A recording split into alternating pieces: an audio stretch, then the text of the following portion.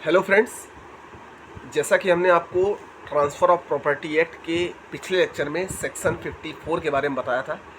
आज हम सेक्शन 55 के बारे में बात करेंगे। तो सेक्शन 55 कहता है क्रेता और विक्रेता के अधिकार और दायित्व, right and liabilities of buyer and seller. क्या क्या अधिकार और दायित्व है उसके।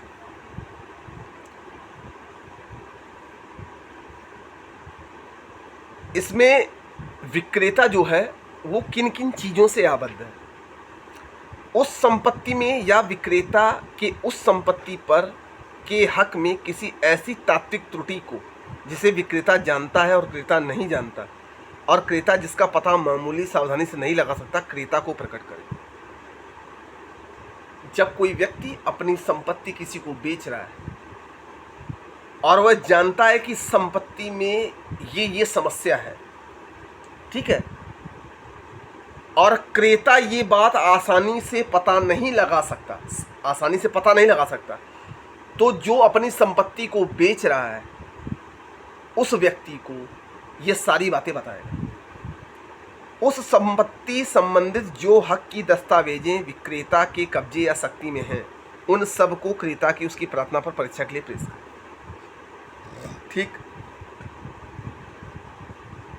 उस संपत्ति या उस पर हक के बारे में क्रेता द्वारा उससे पूछे गए सभी सुसंगत प्रश्नों का उत्तर और अपनी पूरी जानकारी दे। अब देखिए, क्रेता जो जो प्रश्न उस संपत्ति से संबंधित पूछता है उसको सारी जानकारी, सारी डिटेल देना चाहिए। ठीक, कीमत की बाबत शोध रकम के संदा या निविदा पर संपत्ति की उचित हस्तांतरण पत्र निष्पादित करे, जबकि क्रेता उसे उचित समय और स्थान निष्पादित करने के लिए विक्रेता को नियुक्त करे। अब अगला पॉइंट क्या आता है, पैसे से लेकर। अब कोई संपत्ति खरीद रहा है, एक संपत्ति बेच रहा है और उसको कोई खरीद रहा है, तो पैसे का जो लेन देन है वो एक रजिस्ट्रीकृत स्टाम्प पेपर पर लिख कर करे कि वह संपत्ति कितने में खरीद रहा है, सरकार के टैक्स को चोरी तो नहीं कर रहा है, पूरी संपत्ति लिखे कि इतने में वो संपत्ति बेच रहा है। कहीं ऐसा तो नहीं कि वह वर्तमान सर्किल रेट से ज़्यादा बेच रहा है, अगर बेच रहा है तो क्यों बेच रहा है, ऐसा तो नहीं कंस्ट्रक्शन का भी पैसा ले रहा है, तो सारी चीज़ों को उस पर अंकित करें।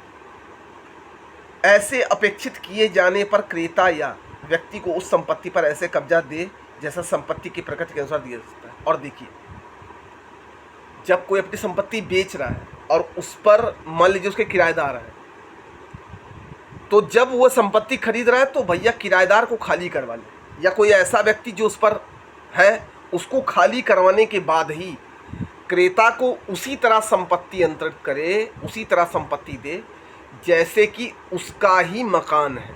ठीक है, ऐसा नहीं कोई और कब्जा करके बैठा है, फिर बाद में पता चला जो क्रेता है जिसने मकान खरीदा वो पता चला थाने के चक्कर लगा रहा है, ऐसा नहीं करेगा।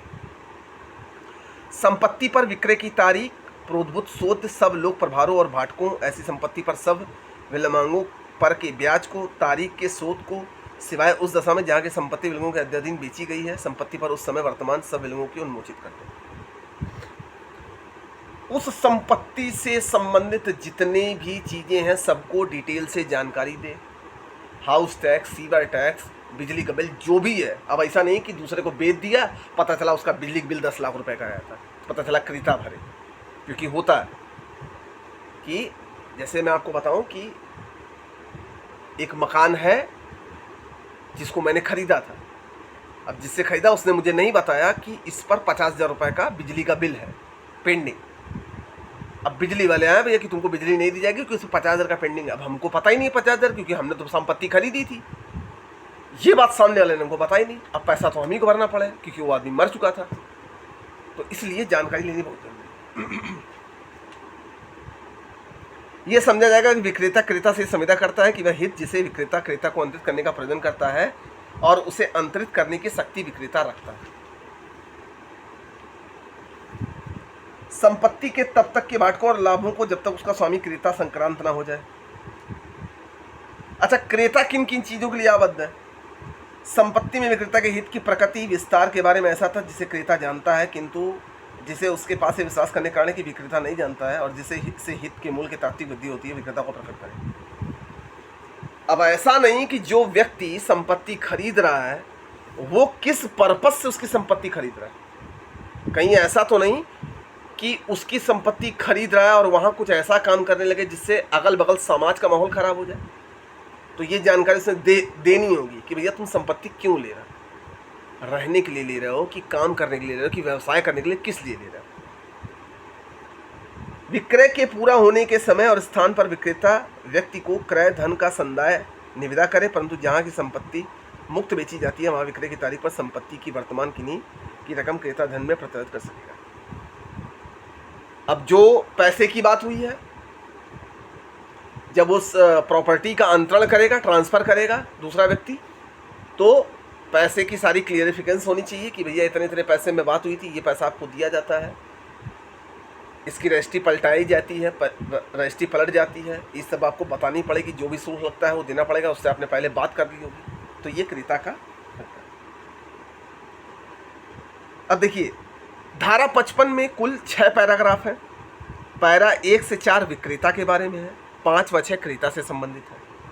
पहले 3 पैरा में 1, 2, 3 विक्रेता के दायित्व हैं, चौथा पैरा विक्रेता के अधिकार से संबंधित है, 5वां क्रेता के दायित्व और 6ठा क्रेता के अधिकार से संबंधित। तो आप समझ गए क्रेता के अधिकार क्या है, दायित्व क्या है। ठीक है, नॉर्मल सी बात है, इसको आप डिटेल से पढ़ेंगे तो आपको सब कुछ पता चलेगा। ठीक है, तब हम उम्मीद करते हैं कि आपको ये वीडियो पसंद आया होगा, समझ में आया होगा। मैं पूरी कोशिश कर रहा हूँ कि आपको समझ में आए। अगर तब भी कोई दिक्कत होती है तो कमेंट बॉक्स में कमेंट करिए। मिलते हैं हम नेक्स्ट वीडियो।